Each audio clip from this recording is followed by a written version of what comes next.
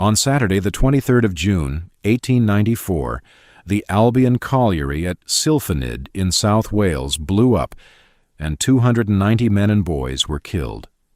The youngest was 13, and the average age of the dead was 28.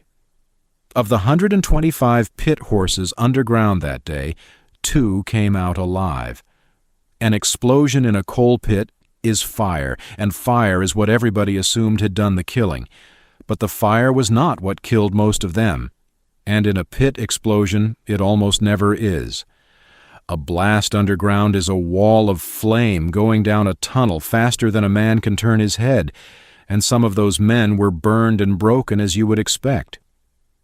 In those same years, though, a Scottish physiologist named John Scott Haldane began going down into the pits after explosions to do the thing nobody had bothered to do properly.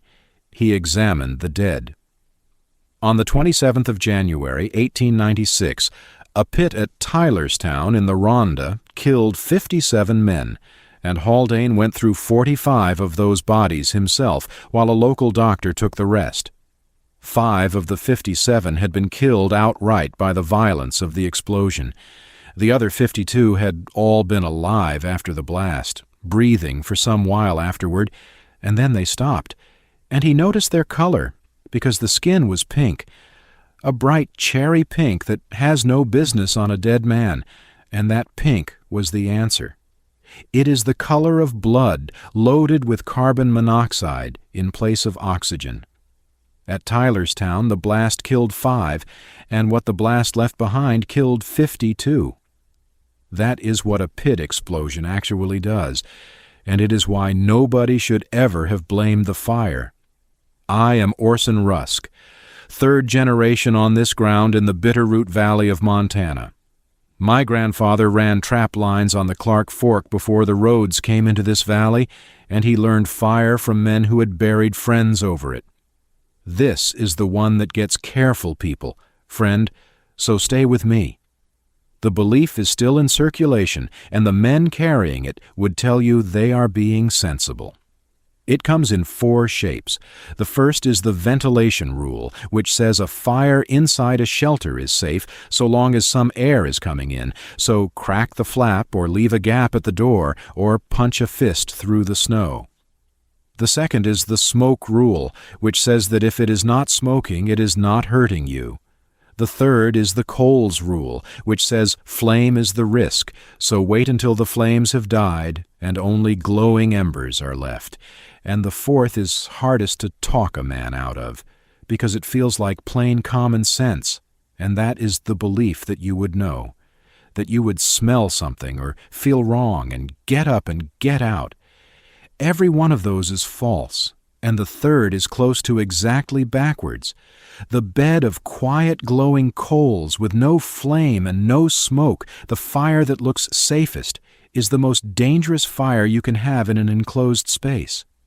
There are 7 pieces to this.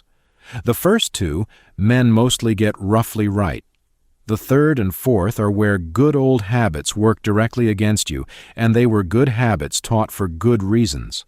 The 5th is printed wrong in most modern advice, and the 6th is physics. Nobody explains, so men trust equipment that is not doing what they think. But the 7th. The 7th got quietly dropped out of the teaching somewhere in the last 100 years, and it is the reason a good many of the old hands came down out of the mountains in the spring. We will get to all 7, and before I go further, if this is the sort of thing you want more of, put a subscribe on it, not for my sake. Because of what we are digging back up around here, you will want the next one. I opened on a colliery because it is one of the few places where somebody counted afterward.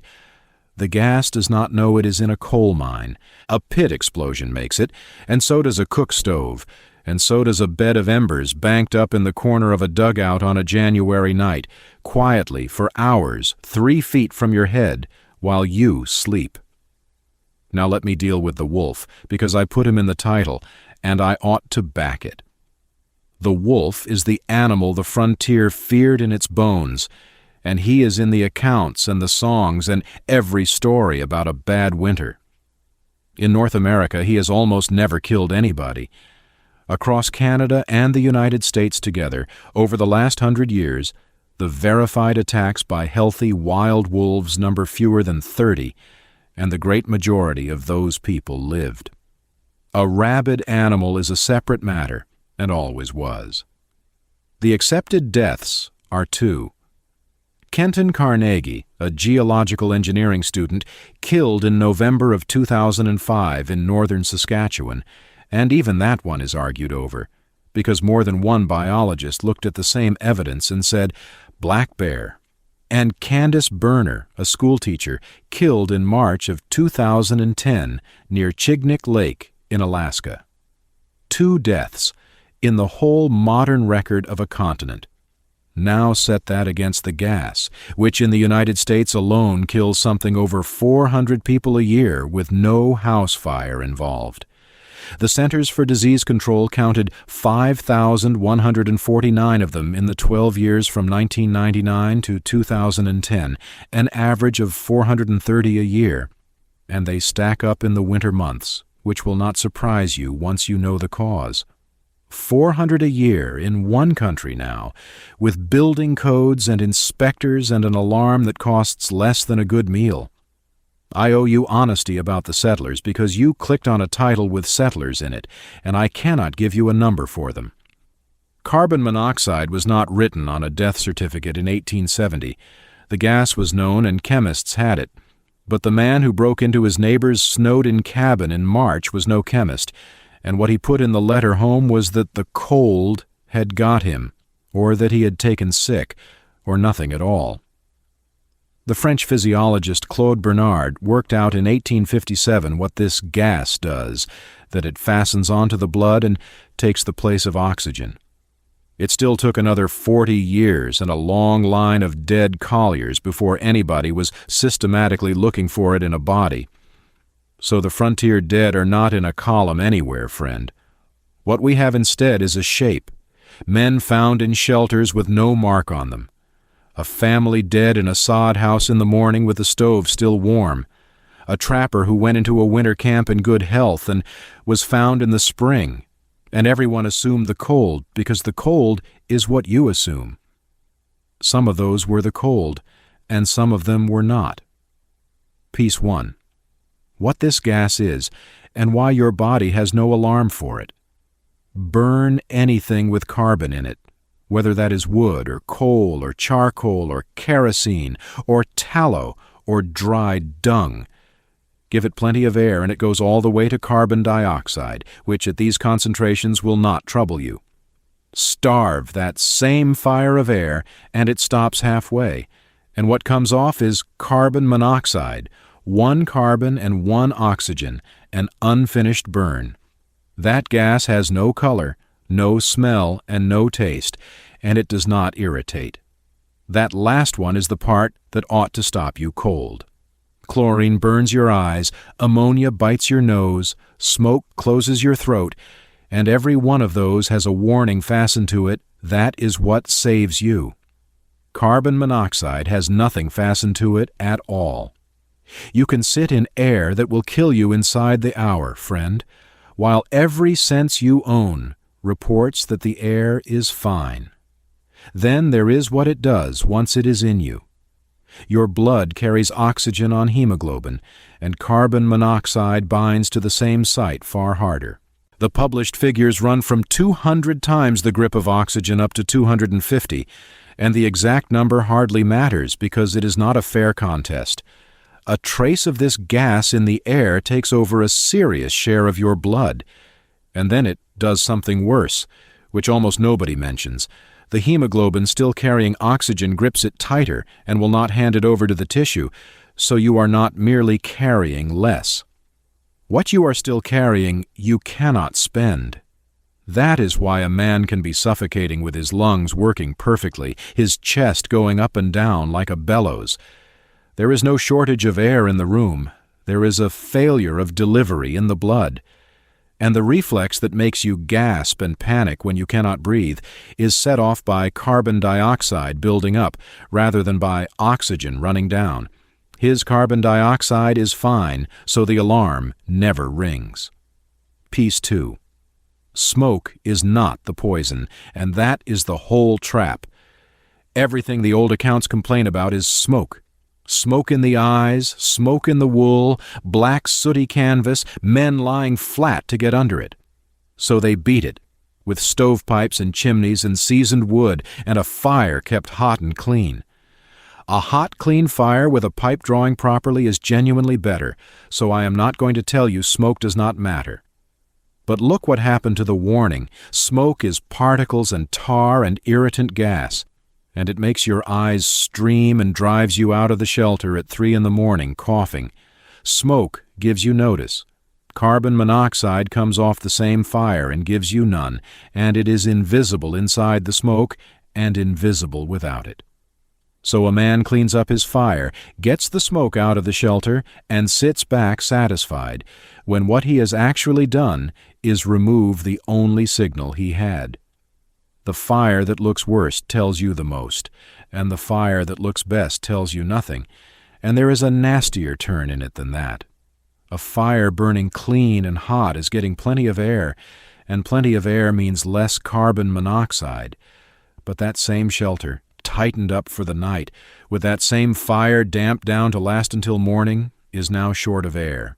Same wood, same stove, same man. The smoke may even have fallen off, because a smothered bed of coals does not smoke much, and the poison has gone up. Piece 3.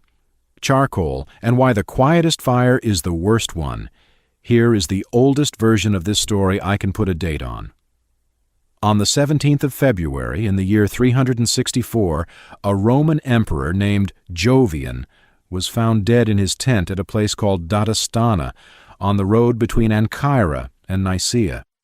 He was 33 years old and had been emperor less than 8 months, most of them spent bringing a Roman army back out of Persia alive. He was not wounded, and there had been no struggle. He went to bed, and he did not get up. The ancient writers argued about it the way they always did. Some said he had eaten badly, some said the freshly plastered walls had done it, and Ammianus Marcellinus hints at something darker. Nobody investigated. But the detail that has stayed fastened to that story for 17 centuries is that a pan of burning charcoal had been carried in against the cold, and the room shut up for the night.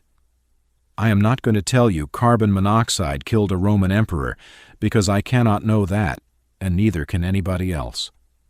What I will tell you is why that particular explanation has outlasted all the others, and it has outlasted them because it keeps happening, to people whose deaths are in no doubt whatever. Charcoal is the worst offender there is, and the reason is chemistry. Charcoal is what is left after you have already cooked the volatile stuff out of wood, so there is very little in it to make flame with and less to make smoke with. What remains is close to pure carbon, and it burns at its own surface, glowing and quiet and nearly invisible in daylight, with no crackle and no plume to it. And when you build that carbon into a bed, and the bed gets hot, something happens that catches people out. Carbon dioxide made down at the bottom of the bed rises up through the hot carbon sitting above it, and that hot carbon strips an oxygen atom off it and turns it back into carbon monoxide, 2 of them out of every one. The deeper and hotter the bed, the more of your exhaust is converted from a harmless gas into a lethal one before it ever leaves the pan. That is how charcoal behaves, neighbor, and it is the same reaction men used to run motor lorries on wood gas when the fuel ran out in wartime. A deep bed of glowing carbon is a carbon monoxide generator, and it does not care whether you meant to build one. So the fire with no flame and no smoke, sitting there red and companionable in the corner of the tent, is one of the heaviest producers of this gas there is, and it gives you almost no warning at all. The United States Consumer Product Safety Commission puts it at roughly 25 people a year in that one country who die from burning charcoal in an enclosed space, whether that is a home or a camper or a van or a tent or the back of a truck. Every one of them believed they were doing something reasonable, and when a whole nation does it at once, the numbers get large fast. From the middle of the 1950s, Korean households heated through the winter with pressed coal briquettes burning under the floor, running the hot gases through flues beneath the room where the family slept. Those flues cracked constantly, and the gas came up at people asleep on it. Korean researchers went back through 7 decades and published their count. More than 26 million people poisoned and about 65,000 dead, the worst single year around 1980 at near 1 million in 12 months. From heating the house. Pattern break, friend, and then we go on. Everything so far has been what the gas is and where it comes from, and none of it is hidden. Any chemist since Bernard could have told you. What is coming in the next 3 pieces is worse, because those are the ones where a man doing everything he was taught, carefully, deliberately, in the right order, walks himself into it. And the 7th is the rule that used to stop all of this, back when it was simply how a man behaved. Piece 4. Banking the fire, which is the best habit on this whole list and the one most likely to kill you. Banking a fire is old and genuinely good practice. At the end of the evening, you rake the coals into a heap, cover them with ash, and shut the damper down. The ash insulates, and the reduced air keeps the coals from burning out. And in the morning, you scrape the ash back, find live embers, feed them a little tinder, and have your fire again without starting over with cold hands. With no matches to spare, that was the difference between a warm morning and an hour on your knees with flint and steel. But look at what banking a fire actually is, said in plain words. You are deliberately restricting the air to a burning bed of carbon so that it will smolder instead of burn. That is the exact recipe. You have taken a fire that was burning reasonably clean on a good draft and converted it, on purpose, into a low-temperature, oxygen-starved smolder. Production of the gas goes up substantially, and you do it at the last possible moment before you shut the door, blow out the lamp, and lie down. There is measured work on this from the mountaineering side. When researchers ran camp stoves inside tents and measured what came off them, carbon monoxide production was highest at low flame settings rather than at full blast. And in poor ventilation, the stove would not hold a big flame anyway, so it dropped to a small one and kept burning, and kept making gas, and stayed alight, so that to a man lying there watching it, everything looked fine. The signal you would naturally use to judge a fire, the size and the color of the flame, moves in the wrong direction. Small and blue and quiet reads as gentle, and it is nothing of the kind. This week, go and look at where your own fire lives. A wood stove, a fireplace, a garage heater, a gas water heater in a closet. Find out whether the room it sits in has any dedicated air supply coming in from outside, or whether it is borrowing its air from the house. That costs you 10 minutes and tells you more than any product will.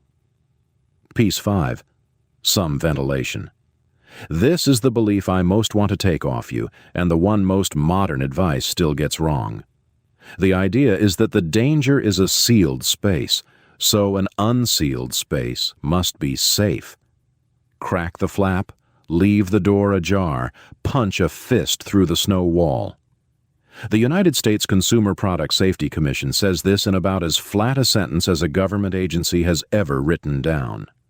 Opening doors or windows will not provide enough ventilation to prevent the buildup of lethal levels of this gas. Here is why the reasoning fails. Ventilation is a rate rather than a switch. A gap in the door lets some quantity of air exchange per hour, and how much depends on the gap and the wind and the temperature difference, while the fire is producing gas at its own rate. If the fire produces faster than the gap clears, the concentration climbs, and it goes on climbing all night. A small gap simply means it climbs a little more slowly. And there is a cruelty in it, because those two rates are joined, and joined the wrong way round. Restrict the air and the exchange falls, and restrict the air and the fire runs richer and makes more gas. So the tighter you make the shelter, the more poison is made, and the less of it leaves. Both dials turn at once, neighbor, in the same direction, against you. One thing before I go on, and then I will not raise it again. Everything I have gathered, the fire and the water and the shelter and the cold and the food, all of it, is written down in one book over at orsonrusk.com. 90 methods, plain, with what each one does and what it does not do. That second half matters more than the first. It is there if you want it. That is all. Now back to it, because there is a piece of folklore stuck to this one. Some men will tell you to vent high because the gas rises, and others will tell you to vent low because it sinks. And you will hear both said with equal confidence, sometimes by the same man in the same evening. Carbon monoxide weighs very nearly what air weighs, so it does not pool on the floor like the heavy gases. Fresh off a fire it is hot, so it goes up with the rest of the exhaust, and a vent placed high is a sensible thing. But once it has cooled, it mixes evenly, and it goes everywhere the air in that shelter goes. There is no safe corner, and there is no lying low under it. And one more, because I have heard this from grown men who ought to know better, which is the candle test. The notion that if a flame will still burn, the air must be good. A candle goes out when oxygen runs short, and this gas will kill you long before oxygen runs short. Worse, it is itself a fuel, so your candle will burn cheerfully in air that is going to put you down inside the hour. Let me tell you what this actually does to a person, because the picture in most heads is a man clutching at his throat, and it is nothing like that. The dose is concentration and time together. At around 35 parts per million, you get a headache and some dizziness after 6 or 8 hours. At 100 parts a headache in 2 or 3 hours. At 400 a bad headache across the front of the skull inside an hour or two. And at 800, dizziness and sickness and convulsions inside 3/4 of an hour. Hold those numbers, neighbor. When researchers went up onto Denali and measured the air beside a running stove inside tents and snow caves and igloos, they found levels above 750 parts per million. Now read that list of symptoms again and ask what a cold, tired man at the end of a hard day makes of them. Headache, sick to the stomach, weak and dull and confused and sleepy. That is exactly what he expects to feel. So he does not think the air in here is killing me. He thinks he is worn out, and he lies down, which is the one thing he must not do. And the confusion is not a small matter. In 1921, an American eye doctor named William Wilmer published a case about a family who had taken a large old house with a broken furnace.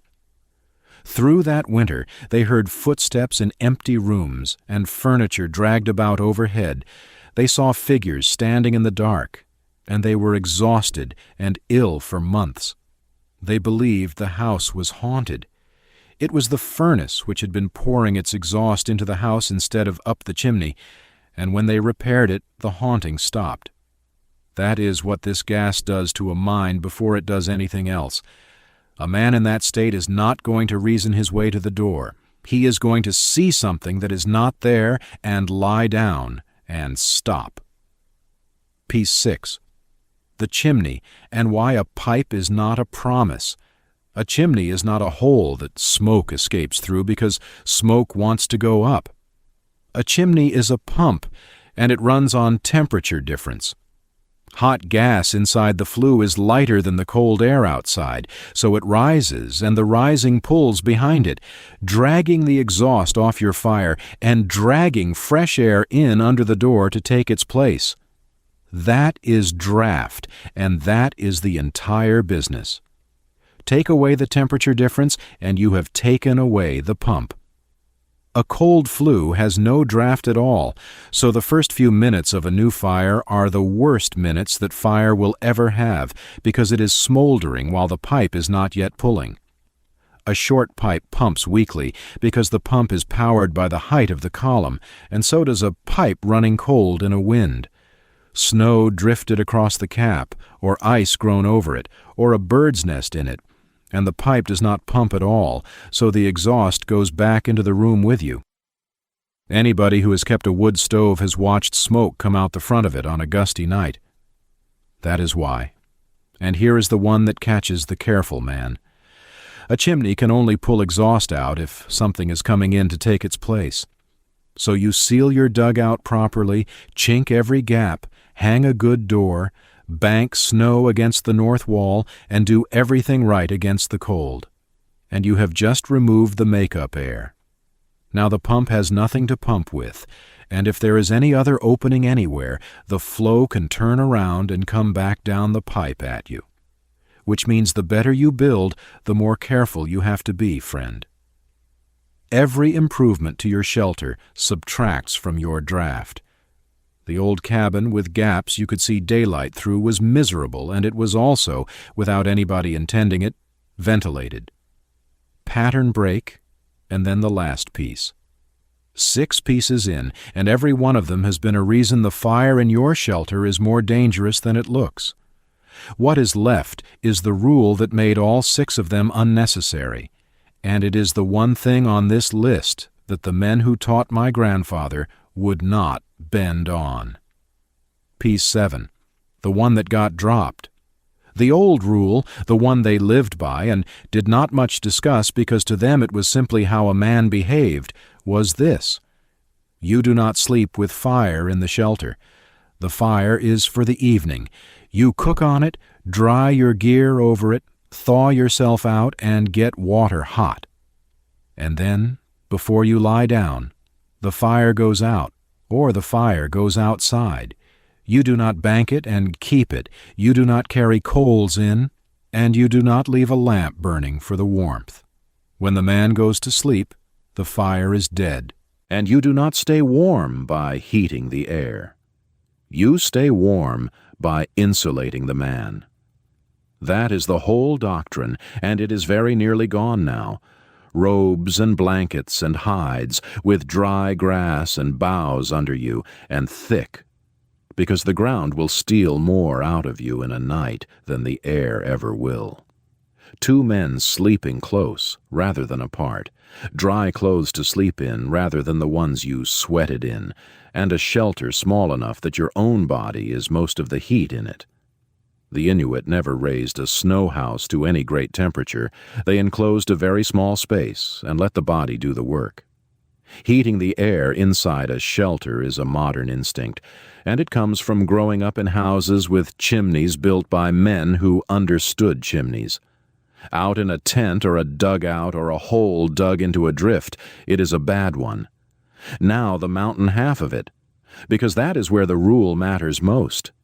Snow shelters feel like they must breathe. Snow is full of air. A fresh wall is porous. Gas does pass through it, and people take comfort from that.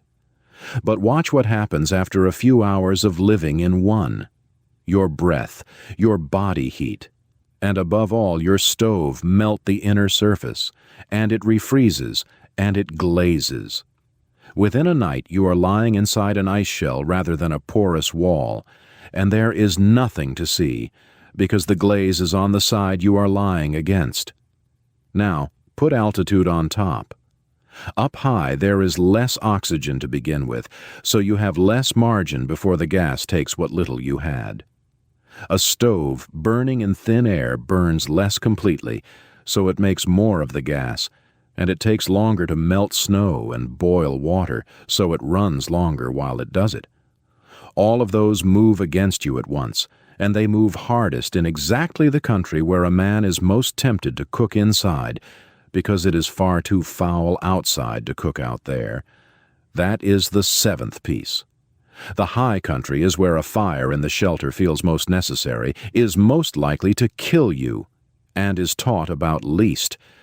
Here is where all of it lands, The canary went down into British pits from the 1890s on Haldane's recommendation, because a bird gets no more warning than a man does, but runs out of margin faster and shows it while there is still time to walk out.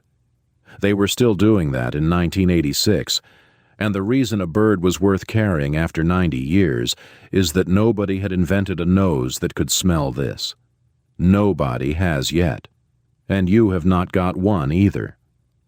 What we have instead is a battery alarm that costs about $25 and will scream at you in the dark. That is the entire modern advantage over the men in this story, and it is neither knowledge nor skill. A cheap, noisy box against 400 dead a year in a country that mostly did not buy one. The myth was that a fire inside a shelter is safe if there is some ventilation, that smoke is the danger, that coals are safer than flame, and that you would know. None of it holds, friend. Some ventilation only sets how fast the air changes, and that rate falls at the same moment the poison rises. Smoke gives you notice, and the gas gives you none, so the fire that looks cleanest tells you least. Coals are worse than flame rather than better, and charcoal is the worst of the lot, because a deep hotbed of carbon manufactures this gas out of its own exhaust, and you would not know, which is the whole point of it. That is what Haldane found on those 57 men at Tylerstown. 5 were killed by the thing everybody blames, and 52 breathed ordinary-looking air and felt nothing worth acting on. So, here is the whole of it, and it is not really about fire. It is the difference between a man who is warm because a machine is running and a man who is warm because he knows how to be. The second one put the fire out, got into dry wool on 6 inches of boughs, and does not need the shelter to be doing anything for him at all. That is not doom talk. Civilization is fine, the furnace works, and the inspector came. The only thing missing is the part of you that could have handled a cold night without a machine running beside your head, and that part has not gone anywhere. It is only untrained. So do one thing this Saturday. Buy a carbon monoxide alarm if there is not one in your house, and put a second wherever you actually sleep. $25, and it is the one item on this channel where the modern version genuinely beats the old way, because the old way was a bird in a cage. Your great-grandfather learned this rule from men who had carried friends out of shelters. Somebody just did not get the chance to hand it down to you, and that is what I was here for tonight. Now tell me down below, was there a rule in your family about the stove at night? Did somebody let it go out on purpose, or bank it and keep it, or open a window in January and get argued with about the heating bill? Every region did this differently, and the answer that comes up most in the comments is the one I build the next video around. That is genuinely how I pick them. Next time we're going after shelter. The pioneers who built the tightest, warmest, best insulated house on the whole prairie, and the reason that particular house is the one they carried people out of in the spring. That is the whole of it. No trick to it, once you know.